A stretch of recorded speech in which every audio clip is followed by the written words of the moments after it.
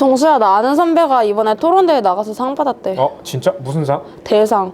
그 선배는 새내기 때부터 토론대회 꾸준히 나갔대. 드디어 우승까지 한 거지. 진짜 대단하지 않냐? 진짜 부럽다. 야, 우리도 한번 해볼까? 그래, 우리도 팀 잘 짜서 한번 해보자. 근데 내가 토론은 별로 자신이 없어서 잘할 수 있겠지? 그건 그렇고 그 선배가 나간 대회는 뭐야? 토론대가 그거 하나밖에 없는 건 아닐 거 아니야?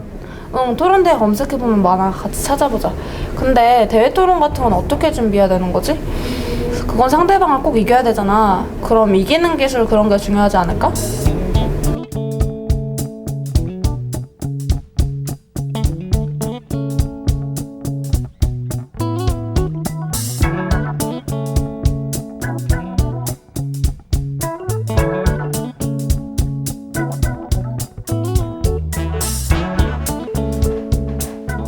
안녕하십니까. 오늘은 아카데미 토론의 이론과 실제 제8강 찬반 토론에서 대회 토론에 대해서 살펴보도록 하겠습니다.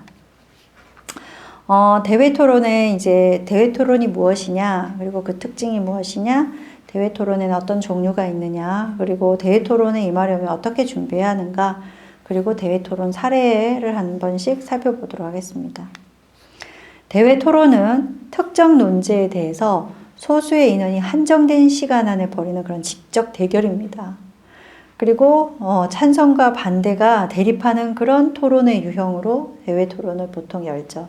여러분들이 잘 아는 그런 칼포퍼식, 세다식, 직파식 이런 토론 방식이 주로 대회 토론에서 선택이 됩니다. 대회 토론의 특징은 주로 하나의 논제에 집중해서 토론을 벌입니다.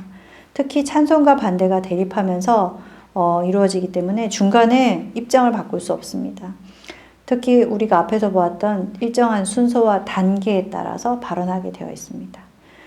반드시 정해진 규칙을 지켜야 하고 또 평가 기준에 따라서 엄정하게 심사위원들이 평가를 해서 그날의 승과 패를 가르게 됩니다. 대회 토론의 종류는 크게 찬반 토론 방식의 대회가 있고 독서 토론 방식의 대회가 있습니다. 일단 찬반 토론 방식은 칼포퍼식 토론을 약간 변형한 숙명여대 토론대회가 있고 세다식 토론대회를 변형한 고려대 말하기 본선 토론 방식이 있습니다. 그리고 직파식 토론은 중앙선관위 토론을 이 되겠죠. 직파식 여러분 기억납니까? 일반적인 확인 질문, 교차 질문 과정이 없고 바로 입론이 끝나면 자유토론을 하게 되는 것이죠. 숙명토론 대회 방식부터 조금 살펴보도록 하겠습니다. 숙명토론은 칼포퍼식 토론인데요. 기억나죠, 여러분? 칼포퍼식 토론은 반론을 중요하게 여기는 토론이라고 했습니다. 우리의 주장은 언제나 오류 가능성이 있고 반박 가능성이 있기 때문에 한 측의 주장에 대해서 어떤 문제가 있는지를 지속적으로 질문하고 확인하고 그리고 또 대응하는 과정에서 그 논제에 대한 인식을 좀 더 더 확산시키고 깊이 있게 하는 이런 과정이 바로 숙명토론대회 방식, 칼포퍼식 토론입니다.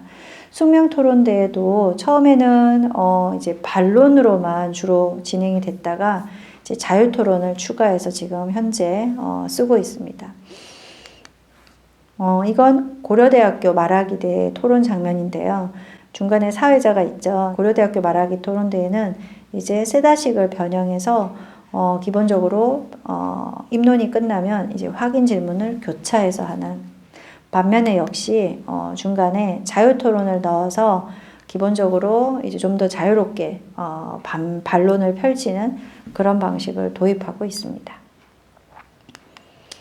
그 다음에 이건 중앙선관위 2013년도 결승전 장면인데요. 바로 직파식 토론법이라고 할 수 있습니다. 찬성과 반대가 먼저 입론을 한 다음에 무려 15분간 결승에서는 자유토론을 벌이는 거죠. 그런 다음에 최종 발언을 1분 30초씩 하는 것으로 토론이 진행되는 것입니다. 독서 토론 방식의 토론 대회가 있는데요. 여러분들도 이미 독서 활동의 하나로서 글을 쓰고 또 발표를 하고 거기에 대해서 다양한 의견을 주고받는 경우들이 있죠. 지정된 책을 읽고 역시 책의 내용을 토대로 논제를 설정해서 토론하는 것이 바로 독서 토론 방식의 토론 대회입니다. 두 가지가 있는데 논제를 주최 측에서 제시해주는 그런 방식이 있고 그 다음에 논제를 제시해주지 않고 논제가 열려있는 그런 방식이 있는데요. 논제 제시형은 특히 찬성과 반대 입장이 분명하게 두드러지는 그런 논제를 제시합니다. 그래서 그 논제에 따라서 찬반 토론 방식으로 이루어지게 되겠죠. 논제 개방형 토론은 주최 측에서는 텍스트만 지정해 줍니다. 그러면은 참여자들이, 토론자들이 직접 논제를 선정해서 그 논제부터 제안을 하고 제시를 하고 상호 비교를 해서 특정 논제로 이제 합의를 본 다음에 토론을 하는 그런 방식으로 진행됩니다. 그래서 책의 내용을 잘 이해해서 좋은 논제를 제안하는 것부터, 제시하는 것부터가 그 토론팀의 평가 내용 중에 들어가게 되죠. 이거는 이제 좀 더 개방적이어서 찬반으로 대립하기보다는 상대팀의 주장에 대해서 수용할 수 있는 그런 여지가 있어서 어떤 좀 토의식 토론이라고 할 수 있는 것이 논제 개방형 토론입니다. 숙명 교보 독서 토론 대회를 보면은 먼저 논제를 제시하는 경우가 있고요. 그 다음에 그 논제를 서로 제시한 다음에 두 팀이 논의를 해서 일정한 논제를 하나 정한 다음에 그 다음에 이제 토론을 벌이고 그 다음에 이제 주최 측에서 제시한 논제로 토론을 또 하고 그래서 토론을 정리하는 방식으로 진행이 됩니다. 이런 토론 대회는 특히 연습이 중요하겠죠. 우리가 토론의 그 준비 과정에서 각각 살펴보았던 각 단계별로 조를 구성하고 논제를 제대로 이해하고 또 논제를 제대로 문장화하고 그런 다음에 쟁점을 찾고 그 쟁점에 대한 각종 근거와 자료들을 찾아 정리를 하고 그 다음에 개요서를 작성하고 그 개요서와 관련되어서 이제 실제 모의 연습에 들어가게 됐죠. 팀원 전체가 해당 토론대의 토론 순서, 규칙을 모두 숙지해야 할 것입니다. 그리고 자기가 맡은 역할에 충실하기 위해서는 매번 개별적인 연습도 해야겠죠. 논제에 대한 입논문과 개요서를 모두 소지하고 또 숙지해야 합니다. 쟁점별로 논거 카드를 따로 만들어서 자기가 맡은 부분에 대해서 항상 완벽하게 이해하고 표현할 수 있어야 합니다. 또 이제 마지막에는 토론 장소에 가서 리허설도 해봐야겠죠.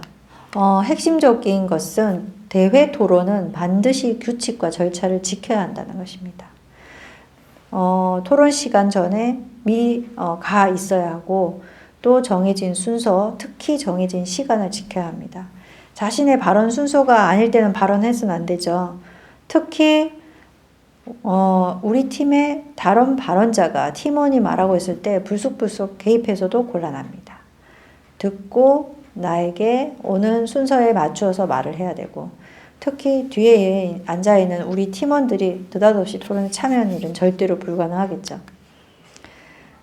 지금 이 그림에서는 찬성과 반대 앞에 타이머가 있습니다. 시간을 체크해서 각 팀에 주어진 시간이 얼마인지 그리고 얼마 남았는지 그걸 보면서 우리의 발언을 조정해야겠죠. 전체 자유토론에서는 우리 팀원 중에 가장 그 스피치 능력이 뛰어난 사람, 토론 능력이 뛰어난 사람만 말해서는 안 됩니다. 각자 전체 참여자가 고루 질문하고 반박하고 대답하고 이런 발언들을 잘 배분해서 시간을 써야 하는 것이 중요합니다. 특히 토론 예절을 지켜야 합니다.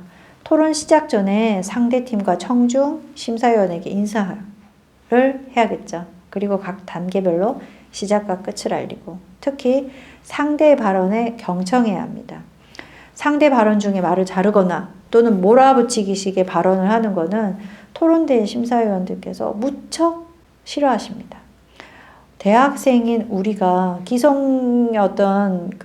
기성인들이 어떤 그 현장 토론 과정에서 보여주는 그런 상대를 배려하지 않는 그런 토론법을 대학생들이 보여줄 때 이건 모두 마이너스 점수를 주게 되는 것입니다.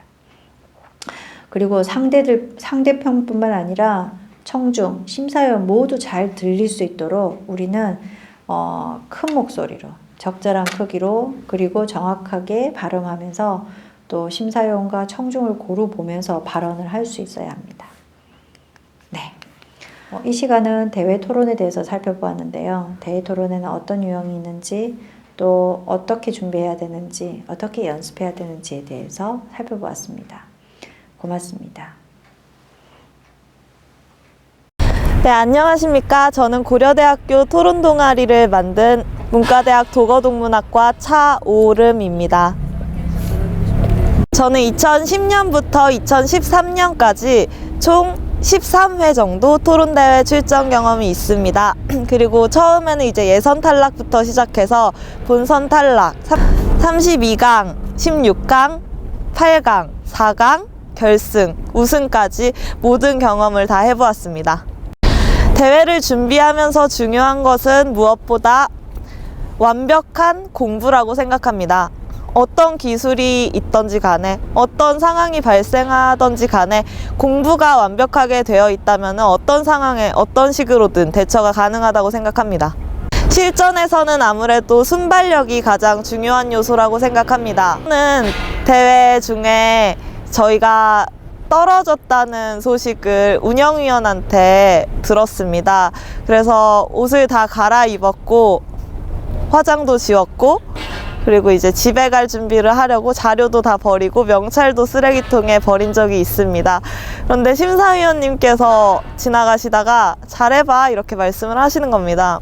그래서 저희 떨어졌어요 했는데 떨어졌어? 올라간 줄 알고 있는데 해가지고 다시 가보니까 공지가 잘못된 것이었습니다.